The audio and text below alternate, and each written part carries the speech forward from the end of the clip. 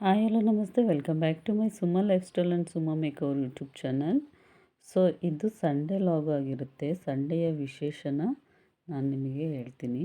ನಮ್ಮನೇಲಿ ಇವತ್ತು Sunday special ಏನು ಅಂದರೆ ಚಿಕನ್ ಬಿರಿಯಾನಿ ಮಾಡ್ತಾಯಿದ್ದೀವಿ. ಹಾಗೆಯೇ ಚಿಕನ್ ಸುಕ್ಕ ಕೂಡ ಮಾಡ್ತಾಯಿದ್ದೀನಿ. ಸೊ ಇವತ್ತು ನಾನು ಚಿಕನ್ ಬಿರಿಯಾನಿ ಮಾಡೋದು ಹೇಗೆ, ನಾನು ಯಾವ ರೀತಿ ಮಾಡ್ತೀನಿ ನನ್ನ ಸ್ಟೈಲಲ್ಲಿ ಅಂತ ನಾನು ನಿಮಗೆ ತಿಳಿಸ್ಕೊಡ್ತೀನಿ. ಆಷಾಢ ಮಾಸ ಆಗಿರೋದ್ರಿಂದ ಸ್ವಲ್ಪ ನಾನ್ ವೆಜ್ನ ಜಾಸ್ತಿ ಮಾಡ್ತೀವಿ. ಯಾಕೆಂತ ಹೇಳಿದ್ರೆ ಶ್ರಾವಣ ತಿಂಗಳಲ್ಲಿ ನಾವು 1 ಮಂತು ಗಣೇಶ ಹಬ್ಬ ಬರೋವರೆಗೂ ನಾವು ತಿನ್ನೋದಿಲ್ಲ. ಸೊ ಹಾಗಾಗಿ ಆಷಾಢ ಟೈಮು ಅಂತ ಹೇಳ್ಬಿಟ್ಟು ನಾನ್ ವೆಜ್ನ ವಾರದಲ್ಲಿ ಒಂದು 2-3 ಟೈಮ್ ಅಂತೂ ಮಾಡ್ತಿರ್ತೀವಿ. ಸೊ ಹಾಗೆಯೇ ನಮ್ಮ ಮನೆಯವರ ಅಕ್ಕ ಮತ್ತು ಮಾವನು ಕೂಡ ಬಂದಿದ್ದರು. ಅವರು ಕೂಡ ಊಟ ಮಾಡಿಕೊಂಡು ಹೊರಟರು. ಮಾರ್ನಿಂಗ್ ಬಂದಿದ್ದರು, ಮಧ್ಯಾಹ್ನ ಊಟ ಮಾಡಿಕೊಂಡು ಸಂಜೆ ಅಷ್ಟೊತ್ತಿಗೆ ಕಾಫಿ ಕುಡ್ಕೊಂಡು ಹೊರಟರು. ಸೊ ಬನ್ನಿ ಇವಾಗ ನೆಕ್ಸ್ಟ್ ಸ್ಟಾರ್ಟ್ ಮಾಡೋಣ. ಹಾಗೆಯೇ ನಮ್ಮ ಮನೇಲಿ ಪುದೀನ ಗಿಡ ಸ್ವಲ್ಪ ಚೆನ್ನಾಗಿ ಬಂದಿತ್ತು. ಇವಾಗ ಮಳೆ ಜಾಸ್ತಿ ಆಗಿರೋದ್ರಿಂದ ಹಾಳಾಗಿದೆ. ಅದನ್ನೇ ಸ್ವಲ್ಪ ಇವಾಗ ತೊಗೊಂಬರೋಣ ಅಂಥೇಳಿ ನೋಡಿ ಈ ರೀತಿಯಾಗಿ ಆಗಿದೆ. ಎಲ್ಲ ಕಿತ್ತಿದ್ದೀವಿ, ಆದ್ರೂ ಮಳೆಗೆ ಸ್ವಲ್ಪ ಹಾಳಾಗಿದೆ. ತುಂಬ ಫ್ರೆಶ್ ಆಗಿದೆ.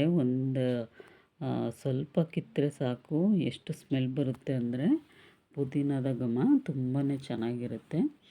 ಸೊ ಈ ಅರ್ಜೆಂಟಿಗೆ ಬೇಕಾದಾಗ ನಾವು ಇಲ್ಲೇ ಬಂದು ತಗೊಳ್ಳೋದು. ಸೊ ನೀವು ನೋಡ್ತಾ ಇರ್ಬೋದು ಇವಾಗ ಎಷ್ಟೊಂದು ಪುದೀನ ನನಗೆ ಸಿಕ್ಕಿದೆ ಅಂತ ಹೇಳ್ಬಿಟ್ಟು. ಏನೋ ಒಂಥರ ಖುಷಿ ಇರುತ್ತೆ. ನಮ್ಮ ಮನೇಲಿ ನಾವು ಹಾಕಿರೋ ಒಂದು ಇದರಿಂದನೇ ನಾವು ಅಡುಗೆ ಮಾಡಿಕೊಂಡು ತಿನ್ನೋದ್ರಿಂದ ತುಂಬಾ ಖುಷಿ ಇದೆ. ಇವಾಗ ಇದನ್ನು ನೀಟಾಗಿ ವಾಶ್ ಮಾಡೋಣ. ವಾಶ್ ಮಾಡಿ ಎತ್ತಿಟ್ಕೊಂಡ್ಬಿಡ್ತೀನಿ. ಸೊ ನೀವು ನೋಡ್ತಾ ಇರ್ಬೋದು ಎಷ್ಟು ಚೆನ್ನಾಗಿದೆ ಅಂತ. ಸ್ವಲ್ಪ ಎಳೆದೇ ಇದೆ, ತುಂಬ ಚೆನ್ನಾಗಿದೆ ಮಾತ್ರ. ಸ್ಮೆಲ್ ಕೂಡ ತುಂಬಾ ಚೆನ್ನಾಗಿ ಬರುತ್ತೆ. ಸೊ ಈಗ ಈರುಳ್ಳಿ, ಟೊಮೊಟೊ ಮತ್ತು ಬೆಳ್ಳುಳ್ಳಿನ ಎಲ್ಲ ನೀಟಾಗಿ ಜೋಡಿಸಿಟ್ಕೊಂಡಿದ್ದೀನಿ. ನೋಡಿ ಇವಾಗ ನಮ್ಮ ಮನೆಯವ್ರ ಅಕ್ಕ ಎಷ್ಟು ನನಗೆ ಸ್ವಲ್ಪ ಹೆಲ್ಪ್ ಮಾಡ್ತಾಯಿದ್ದಾರೆ ಅಡುಗೆಯಲ್ಲಿ. ಇವಾಗ ಒಂದು ಮಿಕ್ಸಿ ಜಾರ್ಗೆ ನಾನು ಒಂದು 3 ಪೀಸ್ ಚಕ್ಕೆನ ಹಾಕ್ಕೊತಾ ಇದ್ದೀನಿ, ಮತ್ತು ಒಂದು 4-5 ಲವಂಗನ ಕೂಡ ಹಾಕ್ಕೊತಾ ಇದ್ದೀನಿ. ಸೊ ಇದಕ್ಕೆ ಇವಾಗ ಬೆಳ್ಳುಳ್ಳಿಯನ್ನು ಸೇರಿಸ್ತಾ ಇದ್ದೀನಿ, ಮತ್ತು ಸ್ವಲ್ಪ ಹಸಿ ಶುಂಠಿನ ಹಾಕ್ತಾಯಿದ್ದೀನಿ. ಆಮೇಲೆ ಒಂದು 7-8 ಹಸಿರು ಮೆಣಸಿನ್ಕಾಯಿನ ಹಾಕ್ತಾಯಿದ್ದೀನಿ. ಆಮೇಲೆ ಪುದೀನನ ಹಾಕ್ತಿದ್ದೀನಿ. ಆಮೇಲೆ ನೆಕ್ಸ್ಟು ಒಂದು ಹಿಡಿ ಕೊತ್ತಂಬರಿ ಸೊಪ್ಪನ್ನ ಹಾಕ್ತಾಯಿದ್ದೀನಿ. ಇದನ್ನೇ ಇವಾಗ ಮಿಕ್ಸಿ ಮಾಡಿ ರೆಡಿ ಮಾಡಿ ಇಟ್ಕೊಳ್ಳೋಣ. ಸೊ ಇದು ಪ್ರೀತಿ ಜೋಡಾಯ್ಕ್ ಅಂತೇಳಿ ಮಿಕ್ಸಿ ತುಂಬಾ ಚೆನ್ನಾಗಿದೆ. ಸೊ ಇದ್ರ ರಿವ್ಯೂನ ನಾನು ಕೊಡ್ತೀನಿ. ಇದೇನು ತುಂಬ ದಿನ ಆಗಿಲ್ಲ ತೊಗೊಂಡು, ನಾವು 1 ವೀಕ್ ಆಯ್ತು ಅಷ್ಟೇ. ತುಂಬ ಚೆನ್ನಾಗಿದೆ. ಪ್ರೀತಿ ಜೋಡಾಯ್ಕ್ ಅಂತೇಳಿ 5 ಇಯರ್ ಮೋಟ್ರಿಗೆ ವ್ಯಾರಂಟಿ ಕೊಟ್ಟಿದ್ದಾರೆ.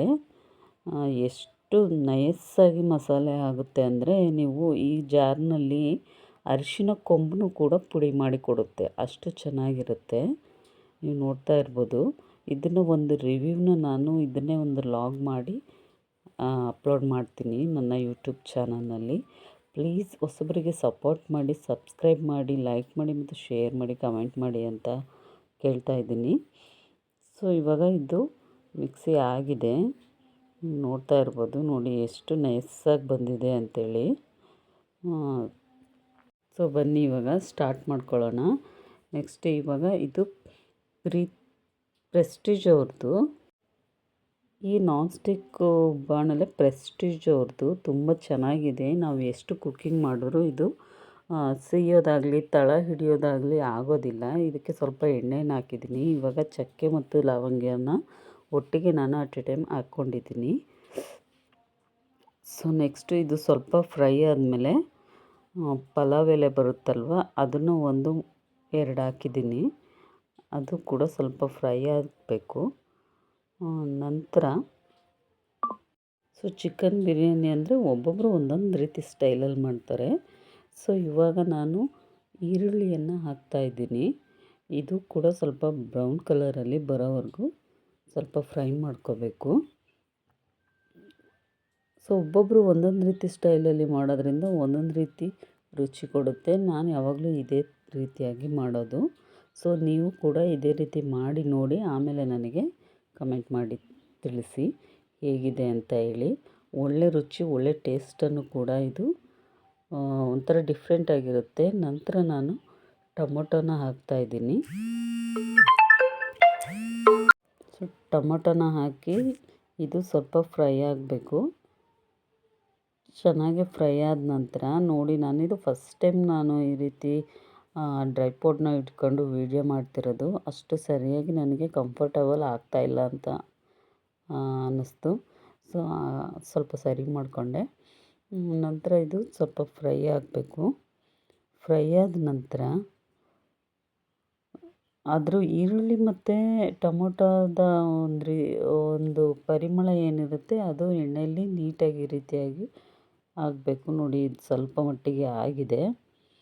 ಸೊ ಇದಕ್ಕೆ ನಾನಿವಾಗ ಒಂದು ಅರ್ಧ kg ಆಗುವಷ್ಟು ಚಿಕನ್ನ ಕ್ಲೀನಾಗಿ ತೊಳೆದು ಇಟ್ಕೊಂಡಿದ್ದೀನಿ. ಸೊ ಇದನ್ನು ಹಾಕೋಣ ಇವಾಗ.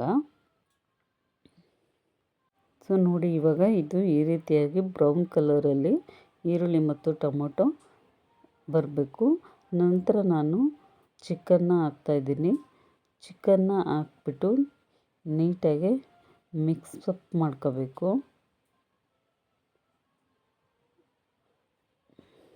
ಸೊ ಒಮ್ಮೆ ಈ ರೀತಿ ಮಾಡಿ ನೋಡಿ, ಆವಾಗ ನಿಮಗೆ ಅನಿಸುತ್ತೆ ತುಂಬ ಚೆನ್ನಾಗಿದೆ ಅಂಥೇಳಿ. ಈ ದಮ್ ಬಿರಿಯಾನಿ ಆ ರೀತಿ ಎಲ್ಲ ಮಾಡ್ತಾರೆ. ನಾನು ಯಾವುದೇ ರೀತಿಯ ಆ ರೀತಿ ಮಾಡ್ತಾಯಿಲ್ಲ. ಮನೆಯಲ್ಲೇ ಈ ರೀತಿ ಕುಕ್ಕರ್ ಬಳಸೋದೇ ಮಾಡ್ತಾಯಿದ್ದೀನಿ. ಸೊ ಇವಾಗ ಒಂದು 1/2 ಟೇಬಲ್ ಸ್ಪೂನ್ ಅರಿಶಿಣವನ್ನು ಹಾಕಿಬಿಟ್ಟು ಈ ರೀತಿಯಾಗಿ ಮಿಕ್ಸ್ ಮಾಡ್ಕೋಬೇಕು. ಸ್ವಲ್ಪ ಹೊತ್ತು ಇದು ಸ್ವಲ್ಪ ಕುದಿಲಿಕ್ಕೆ ಬಿಡಬೇಕು. ನಂತರ ಒಂದು 2 ಮಿನಿಟ್ಸ್ ಆದಮೇಲೆ ನಾವು ಒಂದು 2 ಟೇಬಲ್ ಸ್ಪೂನ್ ಉಪ್ಪನ್ನು ಹಾಕಿಬಿಟ್ಟು ಇದನ್ನು ಮತ್ತೆ ಮಿಕ್ಸ್ ಮಾಡಬೇಕು. ಇದು ಕೂಡ ಒಂದು 2 ಮಿನಿಟ್ಸ್ ಈ ರೀತಿಯಾಗಿ ಬಿಡಬೇಕು. ನೆಕ್ಸ್ಟು ನಾವು ಇದಕ್ಕೆ ಸ್ವಲ್ಪ ಅಚ್ಚ ಖಾರದ ಪುಡಿಯನ್ನು ಒಂದು 2 ಟೇಬಲ್ ಸ್ಪೂನ್ನ ಹಾಕಿಬಿಟ್ಟು ಈ ರೀತಿಯಾಗಿ ಮತ್ತೆ ಮಿಕ್ಸಪ್ ಮಾಡ್ಕೋಬೇಕು. ಇದನ್ನು ಕೂಡ ಒಂದು 2 ಮಿನಿಟ್ಸ್ ನಾವು ಬಿಡಬೇಕು. ಸೊ ಇದಕ್ಕೆ ಸ್ವಲ್ಪ ಪುದೀನನ ಹಾಕಿಬಿಟ್ಟು ಮತ್ತೆ ಮಿಕ್ಸಪ್ ಮಾಡಿ ಇದು ಕೂಡ ಒಂದು 2 ಮಿನಿಟ್ಸ್ನ ನಾವು ಬಿಡಬೇಕು. ಸೊ ಈ ರೀತಿ ಒಮ್ಮೆ ಮಾಡಿ ನೋಡಿ. ಚಿಕನ್ ಟೇಸ್ಟು ಸ್ವಲ್ಪ ಡಿಫ್ರೆನ್ಸ್ ಆಗಿ ತುಂಬ ಟೇಸ್ಟಾಗಿರುತ್ತೆ. ಮತ್ತು ನಂತರ ಮಿಕ್ಸಿ ಜಾರ್ಗೆ ನಾವು ಗ್ರೈಂಡ್ ಮಾಡಿ ಇಟ್ಕೊಂಡಿದ್ವಲ್ಲ, ಸೊ ಅದನ್ನು ಇದಕ್ಕೆ ಹಾಕಬೇಕು. ಹಾಕಿ ನೀಟಾಗಿ ಮಿಕ್ಸಿ ಜಾರ್ಗೆ ನೀರನ್ನು ಹಾಕಿಬಿಟ್ಟು ಅದರಲ್ಲಿರೋ ಮಸಾಲೆನೂ ಕೂಡ ನಾವು ಇದಕ್ಕೆ ಹಾಕಿ ನೀಟಾಗಿ ಮಿಕ್ಸ್ ಮಾಡಿ ಈ ರೀತಿಯಾಗಿ ಬಿಡಬೇಕು. ತುಂಬ ಚೆನ್ನಾಗಿರುತ್ತೆ, ಒಳ್ಳೆ ಟೇಸ್ಟ್ ಕೂಡ ಇರುತ್ತೆ. ಮತ್ತು ನೀವು ಇನ್ನೊಂದು ಸರಿ ಇದೇ ರೀತಿ ಮಾಡ್ಕೋಬೇಕು ಅಂತ ಅನಿಸುತ್ತೆ.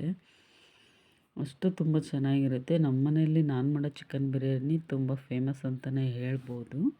ಸೊ ನೋಡಿ, ಇವಾಗ ಈ ರೀತಿಯಾಗಿ ಇದು ಕುದೀತಾ ಇದೆ, ಚೆನ್ನಾಗಾಗಿದೆ. ಉಪ್ಪು ಖಾರ ಮತ್ತು ಎಲ್ಲನೂ ನೀಟಾಗಿ ಚಿಕನ್ನು ಅಬ್ಸರ್ವ್ ಮಾಡಿದೆ. ತುಂಬ ಚೆನ್ನಾಗಿದೆ. ಈ ಕುದೀತಾ ಇದೆಯಲ್ವಾ, ಇದಕ್ಕೆ ಇವಾಗ 1 ಟೇಬಲ್ ಸ್ಪೂನ್ ಗರಂ ಮಸಾಲಾನ ಹಾಕ್ತಾಯಿದ್ದೀನಿ. ನಾನು ಸ್ಟಾರ್ಟಿಂಗೇ ಹಾಕಿಲ್ಲ, ಆಲ್ರೆಡಿ ಮಸಾಲೆ ಮಾಡಿ ಇಟ್ಕೊಂಡಿದ್ದು ಅದೆಲ್ಲ ಮಿಕ್ಸ್ ಆದಮೇಲೆ 1 ಟೇಬಲ್ ಸ್ಪೂನು ಗರಂ ಮಸಾಲ ಮತ್ತು ಧನಿಯಾ ಪೌಡರ್ನ ಹಾಕಿಬಿಟ್ಟು ಇದನ್ನು ಮತ್ತೆ ಮಿಕ್ಸ್ ಮಾಡಿ ಇಡ್ತಾಯಿದ್ದೀನಿ. ಈ ರೀತಿ ಮಾಡೋದ್ರಿಂದ ತುಂಬ ಒಳ್ಳೆ ಟೇಸ್ಟನ್ನು ಕೂಡ ಕೊಡುತ್ತೆ. ನೋಡಿ, ಇದನ್ನು ಮತ್ತೆ ಕ್ಲೋಸ್ ಮಾಡಿ ನಾನು ಇಡ್ತಾಯಿದ್ದೀನಿ. ಸೊ ಆಮೇಲೆ ನೆಕ್ಸ್ಟ್ ಇದನ್ನು ಓಪನ್ ಮಾಡಿಬಿಟ್ಟು ನೋಡಿ, ಇವಾಗ ಒಳ್ಳೆ ಸ್ಮೆಲ್ ಬರ್ತಾಯಿದೆ ಬಿರಿಯಾನಿದು. ಸೊ ಇದು ನನ್ನ ಫಸ್ಟು ಲಾಗು, ಹೊಸ್ದಾಗಿ ನಾನು ಮಾಡ್ತಾ ಇರೋದ್ರಿಂದ ಏನಾದರೂ ಮಿಸ್ಟೇಕ್ ಆದರೆ ದಯವಿಟ್ಟು ಕ್ಷಮಿಸಿ. ಸೊ ಈ ಅರ್ಧ kg ಆಗುವಷ್ಟು ನಾನು ಅಕ್ಕಿನ ತೊಳೆದಿಟ್ಕೊಂಡಿದ್ದೀನಿ. ಇದಕ್ಕೆ ಹಾಕ್ಬಿಟ್ಟು ಇವಾಗ ಮಿಕ್ಸಪ್ ಮಾಡ್ತೀನಿ. ಅಕ್ಕಿನ ತೊಳೆದಿಟ್ಟ ನಂತರ ಒಂದು 2 ಮಿನಿಟ್ಸು ಇಲ್ಲ 5 ಮಿನಿಟ್ಸ್ ಇದನ್ನು ನೀರಲ್ಲೇ ನೆನೆಸಿಟ್ಟು ಆನಂತರ ಹಾಕಿ ತುಂಬ ಚೆನ್ನಾಗಿರುತ್ತೆ. ನೋಡಿ, ಇದಕ್ಕೆಲ್ಲ ಇವಾಗ ಈ ರೀತಿಯಾಗಿ ಫುಲ್ ಕಂಪ್ಲೀಟಾಗಿ ಮಿಕ್ಸ್ ಮಾಡಬೇಕು. ಒಂದೇ ಅಟ್ ಎ ಟೈಮ್ ನೀರನ್ನ ಹಾಕೋಕ್ಕೆ ಹೋಗ್ಬೇಡಿ. ಸ್ವಲ್ಪ ಮಿಕ್ಸ್ ಮಾಡಿ ಒಂದು 2-3 ಮಿನಿಟ್ಸ್ ಇದನ್ನ ಹಾಗೆ ಬಿಟ್ಬಿಡಿ. ಸೊ ನೋಡಿ, ಸ್ವಲ್ಪ ಸಿಮ್ಮಿಗಿಡಿ. ನಂತರ ಇದಕ್ಕೆ ನಮಗೆ ಎಷ್ಟು ಬೇಕು ನೀರು ಅಳತೆ ಪ್ರಮಾಣದಲ್ಲಿ ಸಾಮಾನ್ಯವಾಗಿ ಹೆಣ್ಮಕ್ಳಿಗೆ ಗೊತ್ತಾಗುತ್ತೆ ಅಕ್ಕಿಗೆ ಎಷ್ಟು ನೀರು ಹಾಕಬೇಕು ಅಂತ. ಹಾಗೆಯೇ ನೀರು ಹಾಕಿಬಿಟ್ಟು ಒಂದು ಅಂದಾಜಿಗೆ ನೀರನ್ನ ಸ್ವಲ್ಪ ಕಮ್ಮಿನೇ ಇಡಿ. ಏಕೆಂದರೆ ಬಿರಿಯಾನಿ ಉದುರುದ್ರಾಗಿ ತುಂಬ ಚೆನ್ನಾಗಿ ಬರುತ್ತೆ. ಇನ್ನೂ ಸ್ವಲ್ಪ ನೀರು ಹಾಕಿ ಇದನ್ನು ಮಿಕ್ಸ್ ಮಾಡಿ ನೀಟಾಗಿ ಲಿಡ್ ಕ್ಲೋಸ್ ಮಾಡಿ ಇಟ್ಬಿಡಬೇಕು. ತುಂಬ ಚೆನ್ನಾಗಿರುತ್ತೆ. ಒಮ್ಮೆ ಇದನ್ನು ಟ್ರೈ ಮಾಡಿ ನೋಡಿ. ನಿಮಗೆ ಆವಾಗ ಅನಿಸುತ್ತೆ ತುಂಬ ಟೇಸ್ಟಾಗಿದೆ ಅಂಥೇಳಿ. ಸೊ ನಾನು ಏನಾದರೂ ಮಾತಾಡೋ ರೀತಿಲಿ ಶೈಲಿಲಾಗಿದ್ದರೂ ಏನಾದರೂ ಮಿಸ್ಟೇಕ್ ಆಗಿದ್ದರೆ ದಯವಿಟ್ಟು ಕ್ಷಮಿಸಿ. ಯಾಕೆಂದರೆ ಇದು ನಾನು ಮೊದಲನೇ ಸರಿ ನಾನು ವ್ಲಾಗ್ನ ಟ್ರೈ ಮಾಡ್ತಾಯಿದ್ದೀನಿ. ಸೊ ಆದ್ದರಿಂದ ಹೊಸಬರಿಗೆ ಸಪೋರ್ಟ್ ಮಾಡಿ, ಸಬ್ಸ್ಕ್ರೈಬ್ ಮಾಡಿ ಅಂತ ಕೇಳ್ತಾ ಇದ್ದೀನಿ. ಸೊ ಇವಾಗ ನೀವು ನೋಡ್ತಾ ಇರ್ಬೋದು, ಒಂದು ಕುದಿ ಬರ್ತಾಯಿದೆ. ಒಳ್ಳೆ ಟೇಸ್ಟ್ ಕೂಡ ಇರುತ್ತೆ. ಬಿರಿಯಾನಿ ಎಲೆ ಅದನ್ನೆಲ್ಲ ಹಾಕಿರೋದ್ರಿಂದ ನಮ್ಮ ಕಡೆ ಇದು ಬಿರಿಯಾನಿ ಎಲೆನೂ ಅಂತಾರೆ, ಇಲ್ಲ ಪಲಾವ್ ಎಲೆನೂ ಅಂತ ಕೂಡ ಅಂತಾರೆ. ಸೊ ನೀವು ಮನೆಯಲ್ಲಿ ಒಮ್ಮೆ ಟ್ರೈ ಮಾಡಿ ನೋಡಿ. ಇದಕ್ಕೆ ನಾನು ಮೇಲ್ಗಡೆ ಸ್ವಲ್ಪ ಕೊತ್ತಂಬರಿ ಸೊಪ್ಪನ್ನು ಹಾಕ್ತಾಯಿದ್ದೀನಿ. ಹಾಕ್ಬಿಟ್ಟು ನಂತರ ಮತ್ತೆ ಮಿಕ್ಸ್ ಮಾಡಿ ಇಡ್ತಾಯಿದ್ದೀನಿ. ಸೊ ಹಾಗಿದ್ದರೆ ನನ್ನ ವೀಡಿಯೋಸ್ಗಳು ನಿಮಗೆ ಎಲ್ಲ ಅಪ್ಡೇಟ್ ಬರಬೇಕು ಅಂದರೆ ಸಬ್ಸ್ಕ್ರೈಬ್ ಮಾಡಿ, ಆಲ್ ಅಂತ ಬೆಲ್ ಐಕನ್ನ ಪ್ರೆಸ್ ಮಾಡಿ. ಸೊ ಇವಾಗ ಲಿಡ್ ಕ್ಲೋಸ್ ಮಾಡ್ತಾಯಿದ್ದೀನಿ. ಇದು ಕುಕ್ಕರ್ ಅಲ್ಲ, ಸೊ ನಾನ್ ಸ್ಟಿಕ್ ತವಾ ರೀತಿಯೇ ಬಾಣಲೆ.